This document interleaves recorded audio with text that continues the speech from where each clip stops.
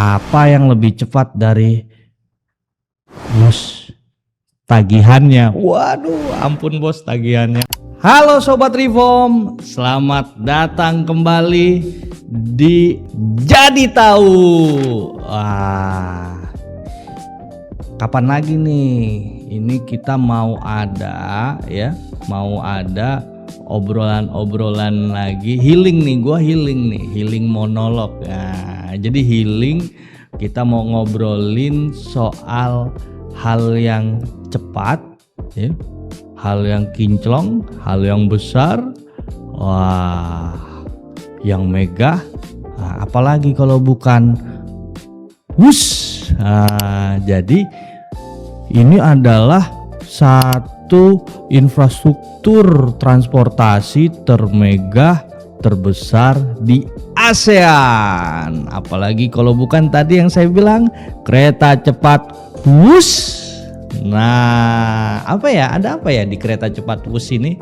Nah, kereta cepat WUS ini bangga nggak kalian?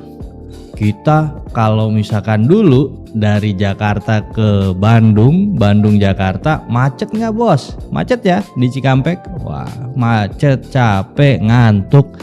Sekarang sat-set, wet, wah ini 40 menit sampai bos. Keren nggak? Ini WUS. Nah, tapi tahu nggak apa yang lebih cepat dari WUS?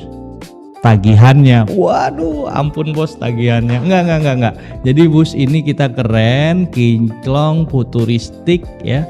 Terus ya memang sih kita ini posisinya lagi pusing 7 keliling nih. Ya bonnya numpuk nih. Aduh, gimana ya? Tapi tenang. Kenapa kita harus tenang? Jadi di saat orang lain nyinyir ya, tiba-tiba ini favorit saya nih, Mr. Presiden jelas tegas langsung sampaikan, sudah ini urusan saya yang tanggung jawab soal bus. Nah ini jadi maksud saya kenapa? Karena ini adalah aset strategis bangsa ini bos. Jadi kalau Pak Presiden sudah ini tanggung jawab saya, ini berarti 50% bahkan 100% udah tenang nih bangsa Indonesia nih. Nah tinggal bagaimana strateginya nih. Nah ini yang menarik nih. Jadi kalau udah dipakai kata tanggung jawab, langsung waduh ini APBN dipakai ya, waduh ini duit rakyat ya. Tunggu dulu, sabar besti, sabar. Jadi ini bukan cuman soal duit rakyat bos, tapi ini kita ada logika simple yang kita mau bangun ya soal WUS. Yang pertama, ini aset penting bangsa. Wah, bayangkan ini aset penting bangsa. Nah, saya mau ngambil contoh gini, sederhana banget. Lu punya motor sport ya. Kalau motor sport itu motor biasa lah, tapi karena ini WUS ya oke lah, motor sport itu ada di pinggir jalan, kemudian mogok gitu, terus ditaruh pinggir jalan aja. Yang enggak kan, harus ditaruh di bengkel. Karena apa? Karena ini aset kita yang mahal nih, jadi wajib untuk diselamatkan. Nah yang kedua,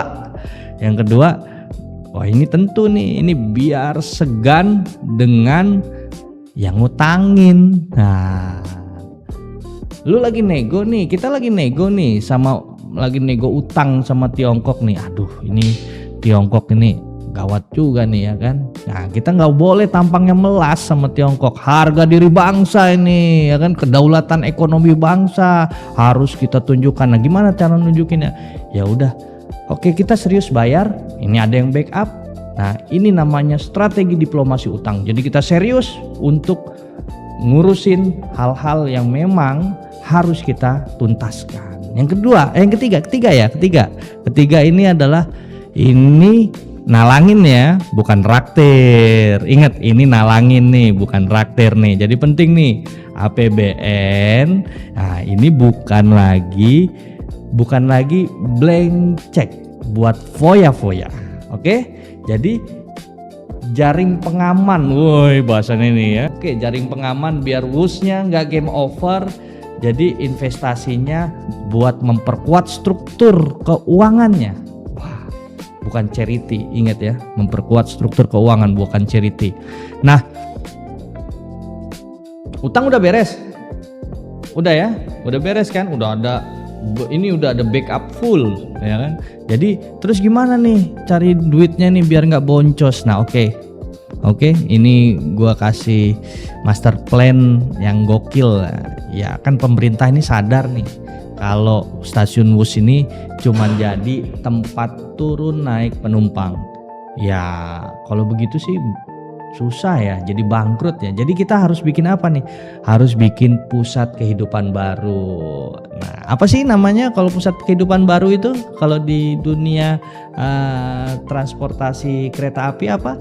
Ada ini namanya area development atau TOD ya, Transit Oriented Development. Nah, apa itu? Itu pengembangan berorientasi transit. Banget ya gitu ya. Jadi sepi cuman orang turun datang foto-foto terus pulang. Wah, gimana mau cuan nih? Nah, pemerintah kayaknya sih ini ngeh juga bahwa mereka bilang oke, stop. Kita ubah cara main, shifting the paradigm. Wah, gitu bos. Jadi jurus pertama, oke? Wah, ini kita pakai jurus nih. Hets. Jadi jurus pertama itu Smart Industry Hubs.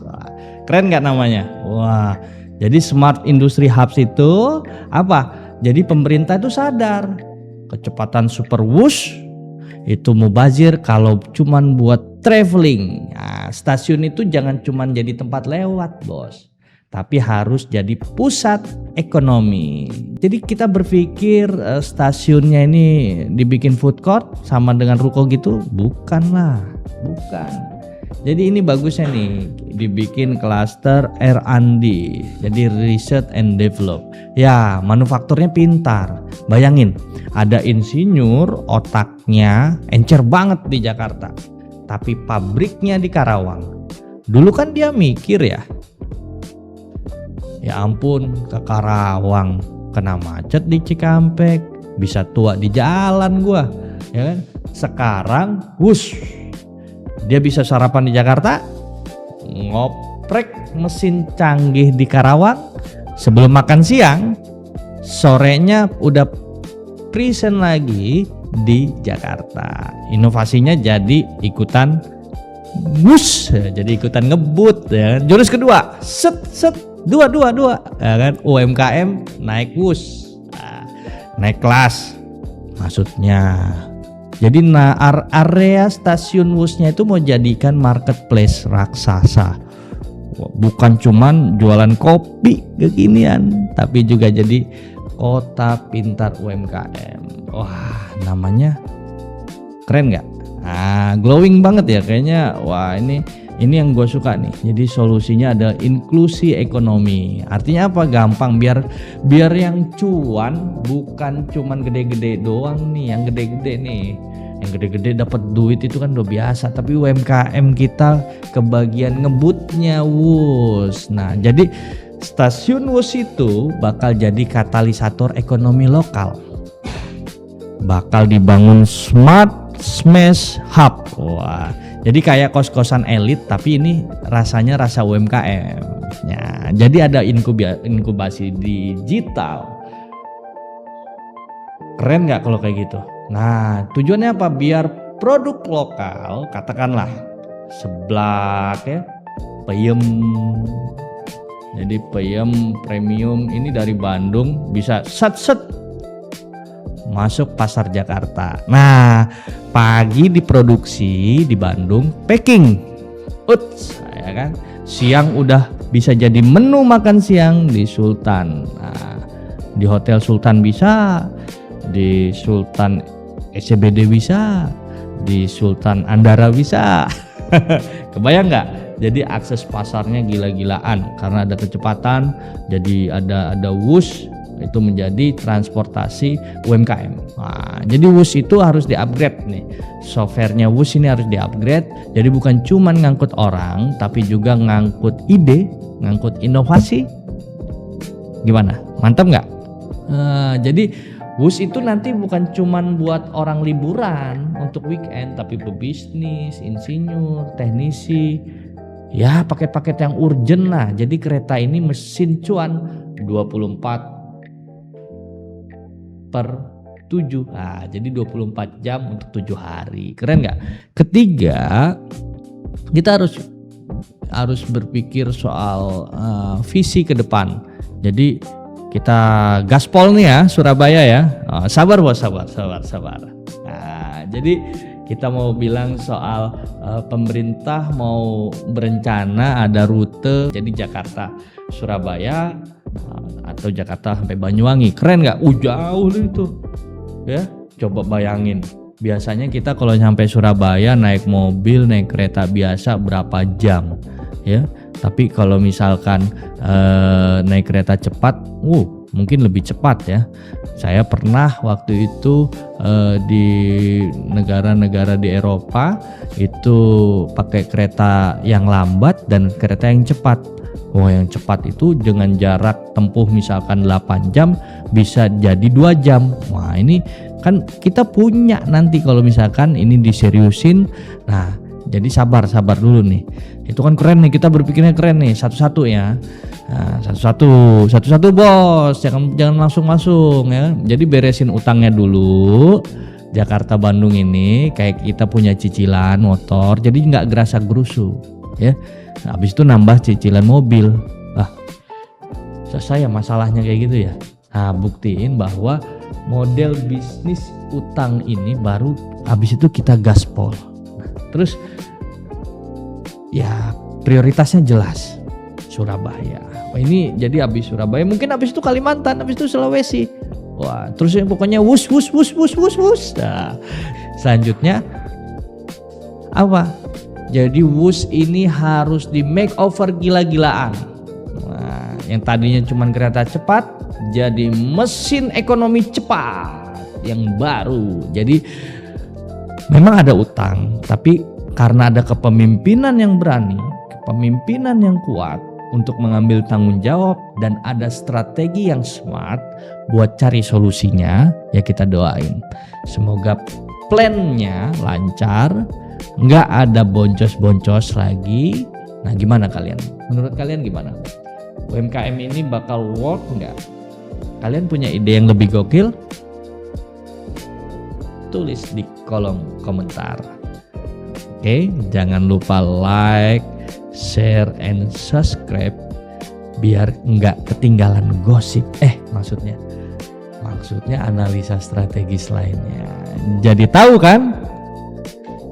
Salam reform